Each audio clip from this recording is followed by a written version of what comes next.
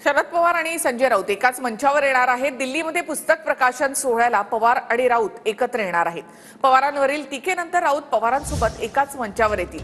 अखिल भारतीय मराठी साहित्य संमेलनाच्या पूर्वसंध्येला कार्यक्रम होणार आहे आणि या पुस्तक प्रकाशनाच्या सोहळ्याला शरद पवार आणि संजय राऊत एकाच व्यासपीठावर असतील। थेट माहिती घेऊया दिल्लीमधून आमचे प्रतिनिधी संदीप राजगोळकर यांच्याकडून। संदीप, या साहित्य संमेलनाच्या कार्यक्रमाच्या निमित्तानं शरद पवार आणि संजय राऊत पहिल्यांदाच एकमेकांच्या समोर येतील। याआधी एकनाथ शिंदे यांचा सत्कार केल्यामुळे संजय राऊतांनी तीव्र नापसंती व्यक्त केली होती।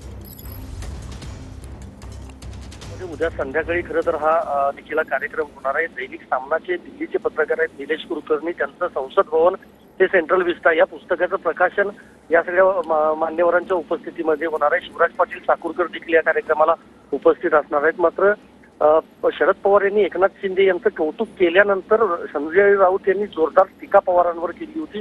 त्यानंतर दोन्ही हे नेते एका व्यासपीठावर पहिल्यांदाच एकत्र येत आहेत।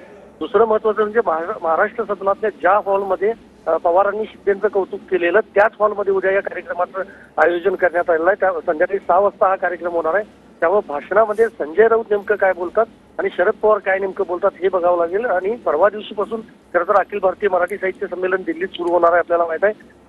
त्याच्या पूर्वसंध्येला या पुस्तकाचं प्रकाशन होतंय आणि त्या निमित्ताने हे दोन्ही नेते एकाच व्यासपीठावर असतील। धन्यवाद संदीप, एकूणच माहितीबद्दल। तो उद्या हा कार्यक्रम होणार आहे, त्यावेळेला पवार आणि राऊत एकमेकांच्या समोर आल्यानंतर आपल्या भाषणामधून एकमेकांवर निशाणा साधतात का, कसं उत्तर देतात हे पाहणं महत्त्वाचं असेल।